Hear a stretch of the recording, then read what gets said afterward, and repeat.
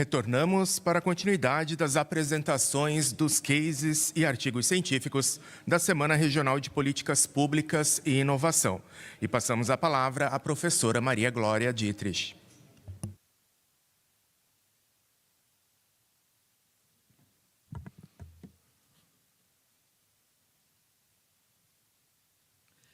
Bem, vamos chamar agora as seguintes pesquisas. Mídias sintéticas e integridade eleitoral. A construção dos deepfakes como problema público no Brasil. E aí chamamos o nosso pesquisador Epifânio Araújo Nunes. A segunda pesquisa, a influência do uso das mídias sociais na tomada de decisão dos prefeitos para a administração municipal, de Cláudio Eduardo de Souza e Fernando César Lenzi. A terceira pesquisa, Educação Legislativa, Políticas Públicas e Parlamento Aberto. A experiência da Escola do Legislativo da Alesc em câmaras municipais catarinenses. Laura Jossani Andrade Correia, Karen Vieira da Silva, Jorge Brown Neto, Francine Renzi Schmitz, Jonathan Carriel Barroso, Jefferson Osiel Lucinda e Paulo Wilbert. E a última pesquisa deste grupo é do plenário à agenda, a atuação do Poder Legislativo Municipal na construção da Agenda de Inovação Pública em Balneário Camboriú, de Daiane Zapp Xavier. Então, convidamos todos a tomarem os seus lugares. E aí já passamos a primeira pesquisa, que é a pesquisa do nosso aluno Epifânio. Por gentileza. Cada pesquisador tem 10 minutos para apresentar sua pesquisa. E aí eu vou pedir uma gentileza para a gente respeitar bem a questão do tempo, para dar uma celeridade nos nossos processos de apresentação e também de interlocução. Muito obrigada.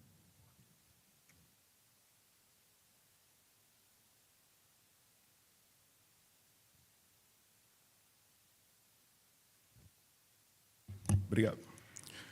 Boa tarde a todos. Gostaria de cumprimentar o presidente da Câmara de Vereadores, Fernando Pegorini.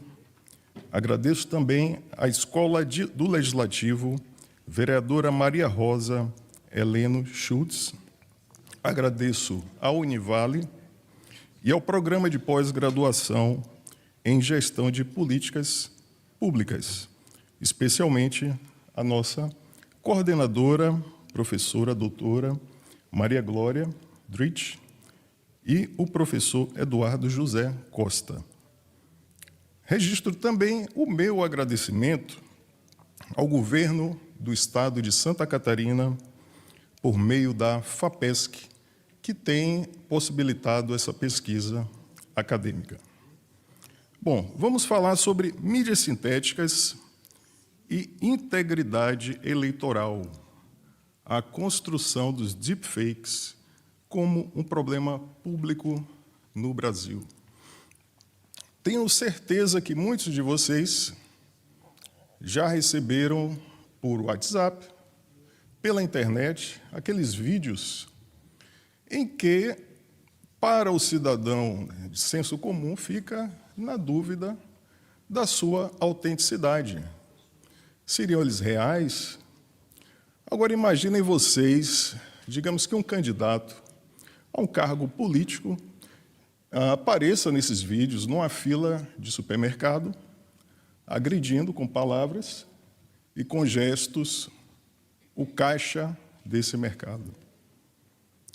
Hoje não é possível afirmar, pelo menos numa primeira vista, que esse vídeo ele é real. Então, nós temos aí, na verdade, um conflito entre acreditar, desconfiar e verificar.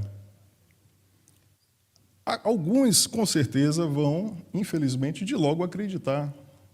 Outros vão desconfiar e poucos vão verificar. Então, a imagem, ela deixa de ser, hoje, em dias atuais, a prova que encerra a controvérsia e passa a ser apenas uma evidência que pode exigir uma investigação. A dúvida pública se instala antes da checagem atualmente. O registro audiovisual já não encerra sozinho a controvérsia. O percurso entre dúvida, verificação e certeza se tornou um problema público.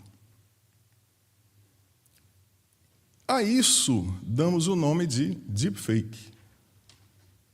É um termo cunhado ali por volta de 2017. Tá? O que é um deepfake? São mídias sintéticas baseadas em inteligência artificial de aprendizagem profunda. O que é isso?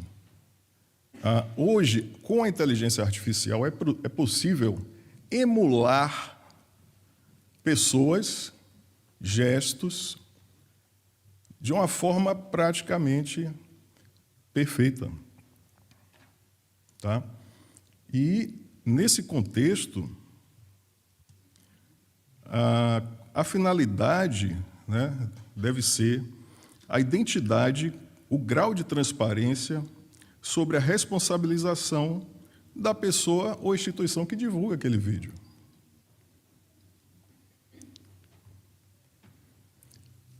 Agora, os deepfakes são necessariamente negativos? Não. Existem experiências positivas, que a gente vai ver aqui, como no Salvador Dalí, né, no Museu Salvador Dalí, em que o próprio Salvador Dalí apresenta as obras dele e interage com o público, responde perguntas. Tá?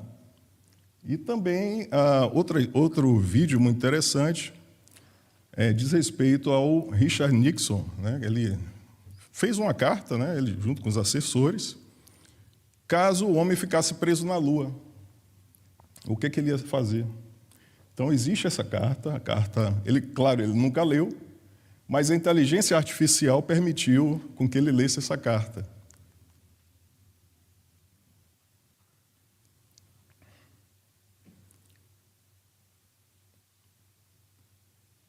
Não sei se tem som. Enfim, ele vai ler, né, a carta, e tudo isso aí foi feito com a inteligência artificial. Aqui também um vídeo, né, que acho que não vai passar, que está travando, que mostra também como é possível clonar imagens de pessoas.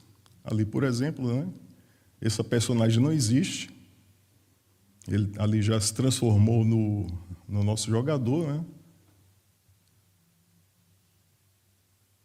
Então, é perfeitamente possível hoje isso.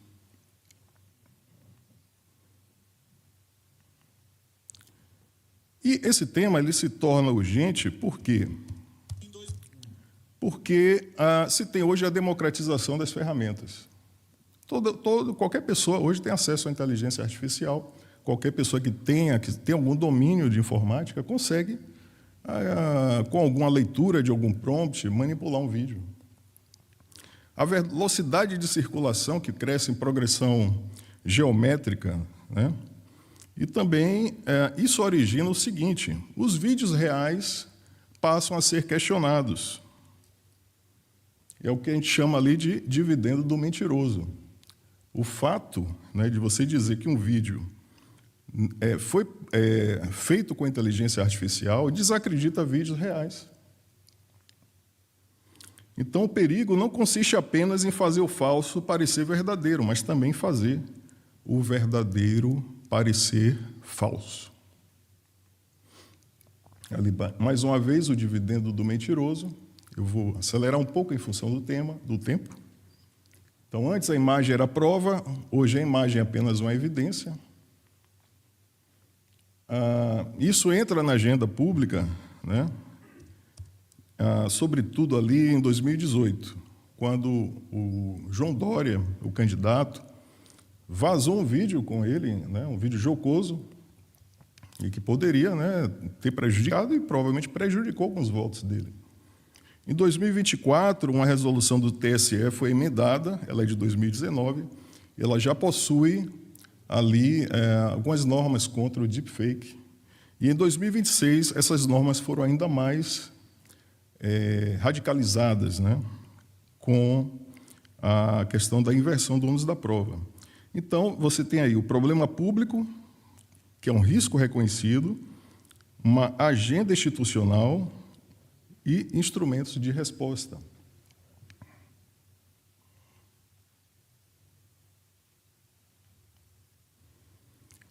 E esse problema adentra na agenda com força quando um dos candidatos à presidência, através de um vídeo, né, está sendo aí, vamos colocar assim, perseguido, né? Mas, enfim, polêmicas à parte, isso vem da inteligência artificial, com o uso da imagem, né, de uma pessoa. Em 2024, fizemos um artigo sobre o tema. Esse artigo foi lançado em 2025, nessa obra. Ali o capítulo que a gente escreveu, juntamente com o professor Rodolfo Pamplona Filho. E são, na verdade, ali 4 perguntas que não basta apenas dizer produzido por inteligência artificial. É preciso outros requisitos, como quem autorizou, quem formulou a mensagem, a fala, de fato, corresponde ao pensamento daquela pessoa que está falando e quem responde pelos efeitos. Vou correr um pouquinho aqui por conta do tempo. Então, nós temos um problema de agência política. Porque hoje o candidato, a tecnologia já existe, ele ganha uma espécie de onipresença. Por quê? É muito fácil produzir hologramas do mesmo candidato e mandar para várias cidades do país em que ele vai interagir com o público, responder perguntas, anotar dúvidas. A tecnologia existe para isso. Só que não tem como demonizar a tecnologia. Nós temos aí zonas interessantes. A primeira, a de usos construtivos, que é a área da educação, da arte, da história, em que há um contexto claro. Já estou encerrando. E também uma zona permitida com transparência, responsabilidade e editorial. E tem uma terceira zona de risco elevado, que é a zona política. A quarta zona deve ser proibida, que é a das fraudes. Imaginem vocês receberam um vídeo de um parente pedindo dinheiro. Hoje é possível isso. Tá? Esse vídeo ser falso. E você vai e deposita na conta, enfim. O nível de fraude tende ao inimaginável. E é preciso construir uma rede de confiança entre governos locais, escolas, imprensa e universidades e instituições públicas. Deve-se preservar o que é bom, exigir transparência e restringir a ocorrência de crimes e coisas nefastas decorrentes dessa tecnologia. Então, chegamos aí ao encerramento, né? A pergunta já não é se os deepfakes serão utilizados na vida pública. Eles já são utilizados. A pergunta é se nossas instituições aprenderão a reagir antes que a velocidade da fabricação supere definitivamente o tempo de verificação. Muito obrigado a todos. Muito obrigada, Epifânio, pela sua apresentação. Passamos a palavra, então, ao professor Carlos Praxedes para fazer a interlocução. Obrigado, professora Maria Glória. Uma boa tarde a todos. Parabéns pela apresentação, Epifânio. É um tema, obviamente, muito recente, um tema que exige dos nossos legisladores uma atenção muito grande, né? Porque, como sempre, a tecnologia não é o problema, mas o uso que o ser humano muitas vezes faz dessa tecnologia.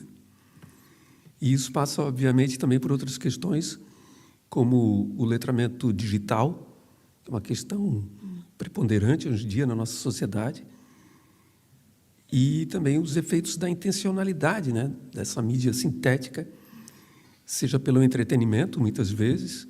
Temos aí uma sociedade que consome muitas redes sociais. Nós somos um dos países que mais consome redes sociais. E é um consumo muito expressivo. São muitas horas diárias. Muitas horas, né? Então, essa falta desse letramento digital com uma intencionalidade pode causar, claro, sempre grandes prejuízos, né? A imagem de uma instituição, a imagem de um agente público. Mas, assim, também passa por uma questão muito importante, que nós tínhamos uma falta total de regulação e hoje nós temos aí, como você apresentou agora, né, alguns impasses. Você não sabe direito até onde vai, né, na verdade, no uso dessas ferramentas. Mas, assim, eu acho que faltam ainda, né, alguns parâmetros mais interessantes, mais óbvios até, para que a gente possa se proteger aí contra os efeitos nocivos, né, dessa prática, né? Mas, enfim, é um trabalho eminentemente teórico, né, esse teu trabalho, mas já está de parabéns aí, né, por assumir essa aposta, porque apostar num tema desses não é fácil. A gente não tem ainda tantos referenciais na academia sobre isso. Existem algumas pessoas que estão pesquisando fora do Brasil e aqui também, inclusive aqui em Santa Catarina. Então, te parabenizo mais uma vez pela escolha do tema, por pensar nesse tema, porque nós vamos conviver com isso provavelmente até daqui a pouco, já agora nas eleições em outubro, né?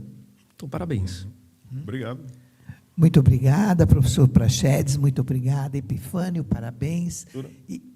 Só antes de finalizar, a fala do professor foi extremamente importante, porque isso diz respeito à nossa pesquisa, que, se não a solução, mas propõe uma ferramenta de ajuda a boicotar os fake news, né, o deepfake e vídeos do gênero. Isso faz parte da nossa pesquisa, a ferramenta a professora conhece bem. Obrigado. Ok, muito obrigada. Muito obrigada. Passamos, então, a palavra à próxima pesquisa, que vai estar